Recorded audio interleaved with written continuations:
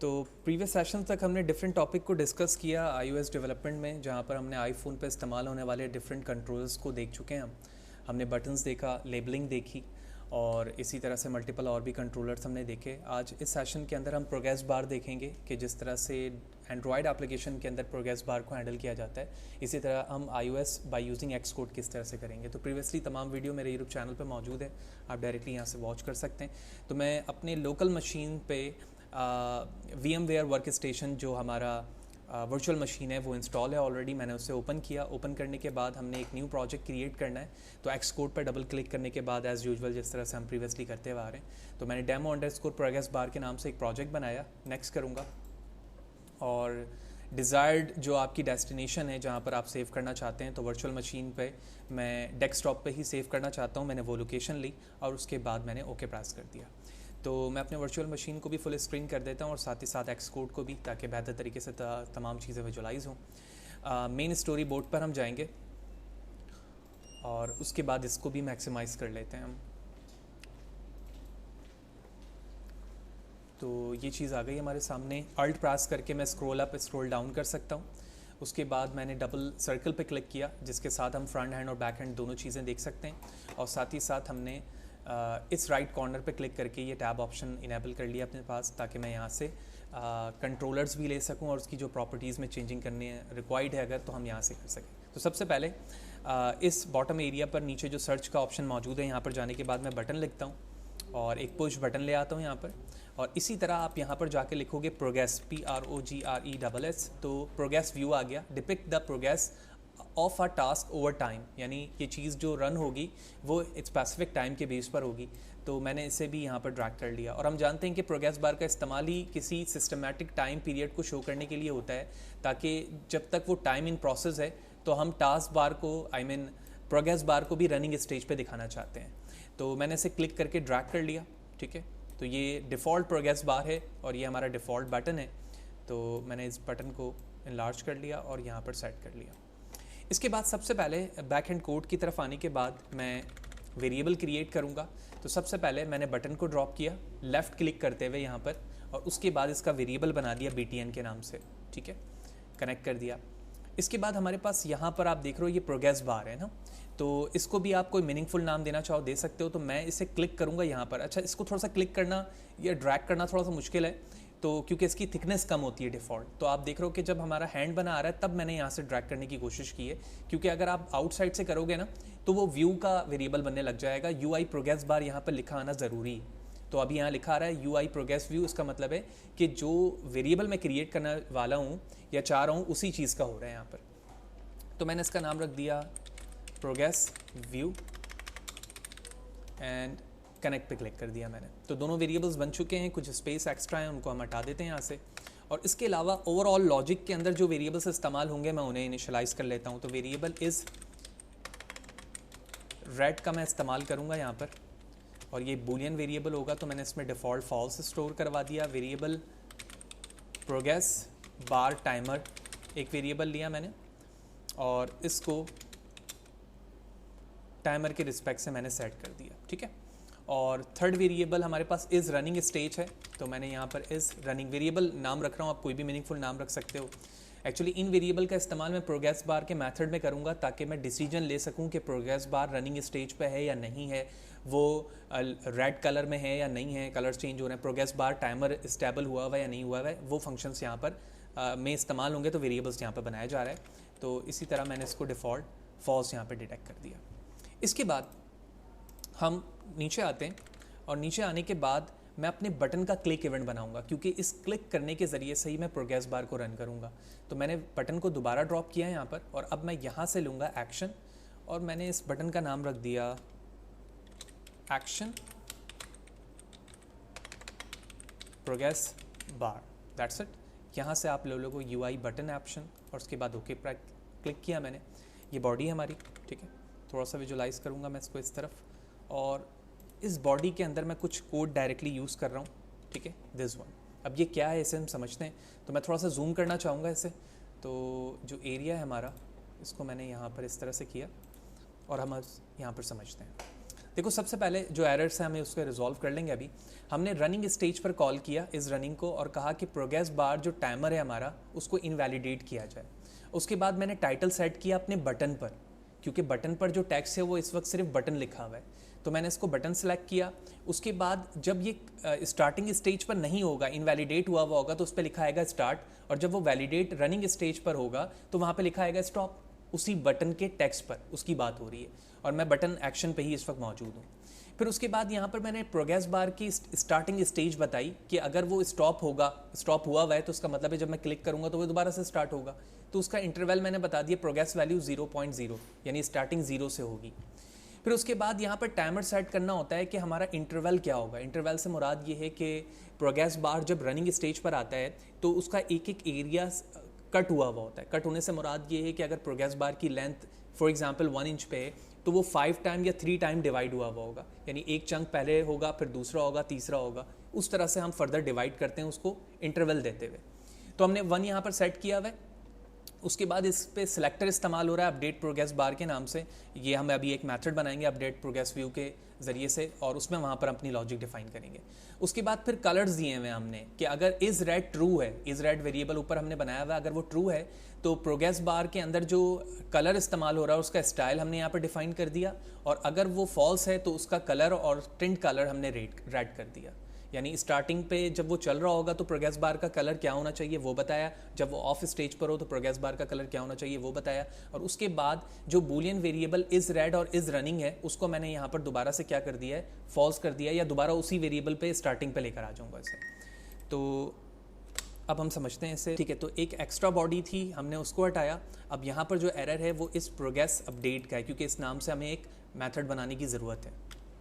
तो मैंने यहाँ से इसे विंडो सी से कॉपी किया, ठीक है, और यहाँ पर आकर मैं एक मेथड बनाऊंगा इस जगह पर।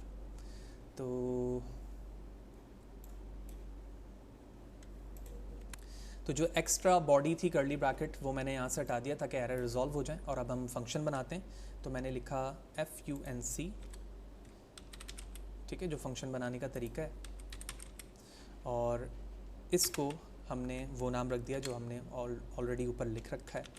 अच्छा, यहाँ पर या इस फंक्शन को जहाँ पर कॉल किया जा रहा है, अब बगौर देख रहे हो टाइम इंटरवल के साथ किया जा रहा है, यानी इस फंक्शन के अंदर आप अपने प्रोग्रेस का टाइम इंटरवल डिफाइन करोगे कि वो किस वैल्यू को यूज़ करते हुए आगे की तरफ जाएगा, उसका इंटरवल क्या होगा टाइम का।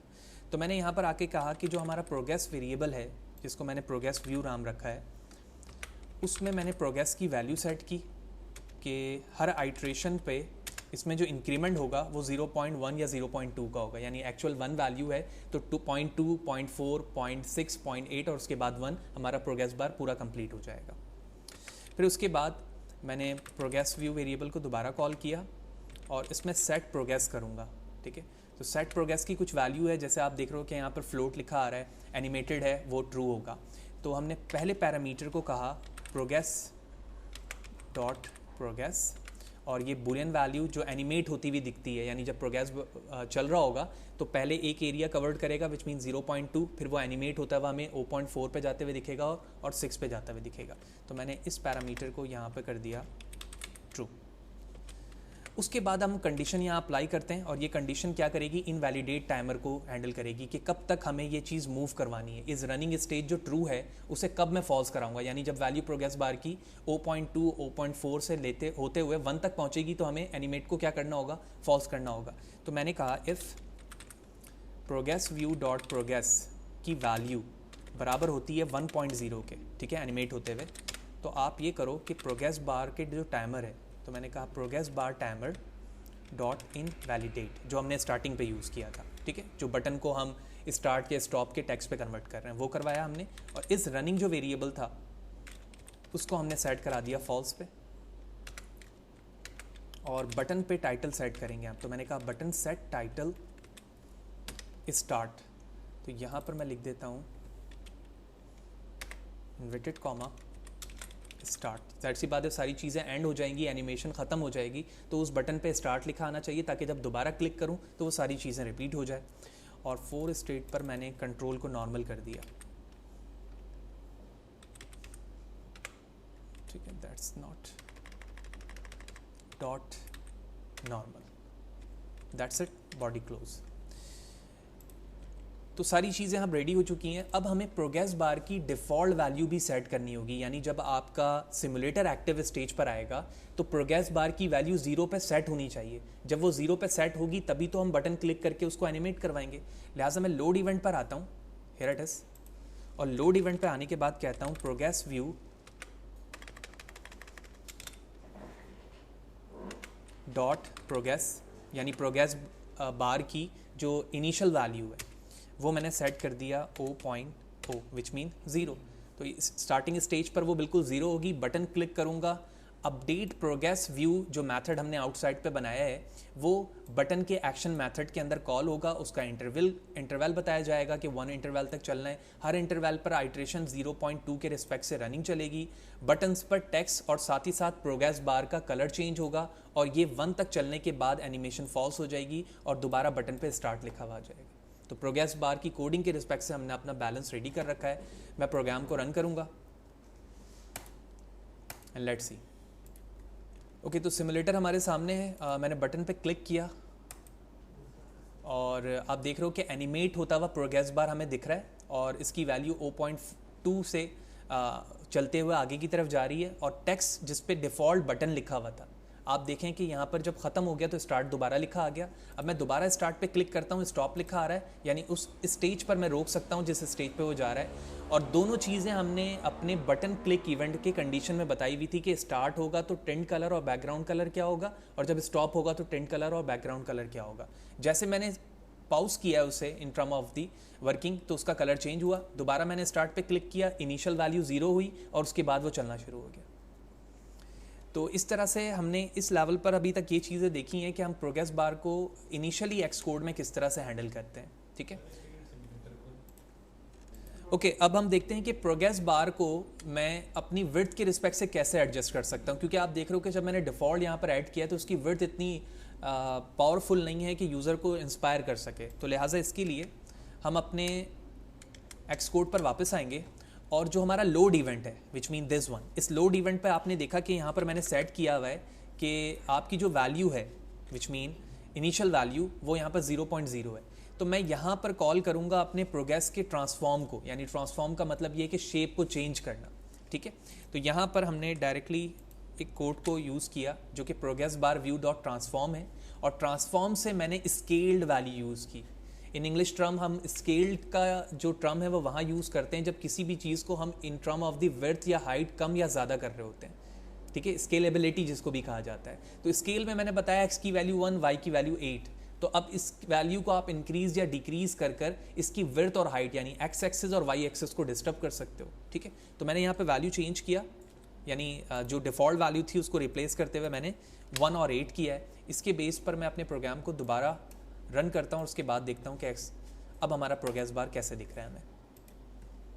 ओके, तो सिमुलेटर सामने और आप देख रहे हो कि इसकी विड्थ और जो शेप्स है उसमें चेंजिंग हुई है। ऑल्दो शेप अभी हम चेंज करेंगे मज़ीद, वो अभी रेक्टेंगल बॉक्स में ही मौजूद है। मैंने स्टार्ट पे क्लिक किया और आप देख रहे हो कि विजिबिलिटी अब ज़्यादा बेहतर हो चुकी है। बिल्कुल इसी तरह से सम टाइम आपको प्रोग्रेस बार जो है वो राउंड शेप में दिख रहा होता है, यानी जो दोनों कॉर्नर हैं अभी रेक्टेंगल फॉर्म पर मौजूद हैं, तो वो उसके जो रेडियस होता है वो थोड़ा सा बैंड होता है। ठीक है, जिसको हम वेब डिज़ाइनिंग में नॉर्मली रेडियस के फॉर्म पर करते हैं ताकि हमारी इमेज जो है वो सर्कुलर फॉर्म पर आना शुरू हो जाए। तो इसके लिए हम अब दोबारा अपने एक्स कोड पर वापस आएंगे और जहाँ पर मेन मेथड पर मैंने अभी कोड स्केलिंग के लिए की है, बिल्कुल इसी तरह से आप यहाँ पर अपने प्रोग्रेस बार को कॉल करते हुए राउंड शेप पर लेकर आओगे। ठीक है, तो मैंने कुछ कोड यहाँ पर डायरेक्टली पेस्ट किया है और हम यहाँ पर कमेंट पर लिख भी देते हैं, make round progress bar, that's it. तो आप देख रहे हो कि मैंने प्रोग्रेस बार की वैल्यू 0 तो ऑलरेडी सेट है, तो इस कोड की ज़रूरत नहीं है, हम इसे हटा देते हैं यहाँ से। और उसके बाद मैंने कॉर्नर रेडियस को 10 किया। आप इन यूनिट्स को चेंज करते हुए राउंड शेप क्रिएट कर सकते हो। बाउंड को ट्रू किया, यानी बाइंड हुआ है वो चीज़। सब लेयर्स और कॉर्नर रेडियस को हमने 10 किया और उसके बाद जो क्लिपिंग है उसकी बाउंड होते हुए यानी राउंड होते हुए उसको हमने यहाँ पर ट्रू किया हुआ है। तो ये कुछ बेसिक इसके पैरामीटर्स हैं in term of the working, जिसको इस्तेमाल करते हुए हम राउंड कर रहे हैं। बाकी वैल्यू चेंज करके आप इसमें अपनी मर्ज़ी से कमी बेशी कर सकते हो। तो लिहाजा मैंने अब ये चेंजिंग करने के बाद जब अपने सिमुलेटर को रन किया तो अब प्रॉपर्ली आप देख रहे हो, अगर मैं जूम करके दिखाऊं तो ये कर्व यहाँ पे देख रहे हो आप, राउंड शेप पर आ चुका है, ठीक है, दोनों तरफ। और जब मैं बटन को क्लिक करता हूँ तो आप राउंड शेप पे ही प्रोग्रेस बार को मूव होता हुआ देख रहे हैं। तो 5 टाइम इसने मूव किया, क्योंकि 0.2 से मैंने इसकी स्केलिंग की हुई है वैल्यू की। तो 0.2, 4, 6, 8 एंड 10 जैसे होता है उसकी वैल्यू 1 हो जाती है और वहाँ पर आकर वो स्टॉप हो जाता है, वैल्यू चेंज हो जाती है उसकी। तो इस तरह से हमने देखा कि एक्स कोड में प्रोग्रेस बार को हैंडल करने का तरीका क्या है। अगर मैं समराइज़ करूं तो सबसे पहले हमने एक बटन और प्रोग्रेस बार लिया और कुछ ग्लोबल वेरिएबल्स यहाँ पर इस्तेमाल किए ताकि मैं उसे अपने क्लिक इवेंट और फंक्शन में इस्तेमाल कर सकूं। क्लिक इवेंट के अंदर मैंने अपने बटन के टेक्स्ट को एक्सेस किया और साथ ही साथ प्रोग्रेस बार के टाइमर को कॉल किया। टाइमर की फंक्शनैलिटीज़ किस तरह से वर्क करेगी उसके लिए हमने अपडेट प्रोग्रेस व्यू के नाम से एक मेथड बनाया हुआ है, जिस मेथड में अपनी कंडीशन बताई हुई है कि प्रोग्रेस बार की वैल्यूज़ किस तरह से चलेगी। और उसके बाद लोड इवेंट पे मैंने डिफ़ॉल्ट प्रोग्रेस बार की वैल्यू इंक्रीज़, स्केलेबिलिटी इंक्रीज़ या डिक्रीज़ करना, और उसके बाद उसको राउंड शेप में शो करने की टेक्निक्स यहाँ पे लिखी गई है।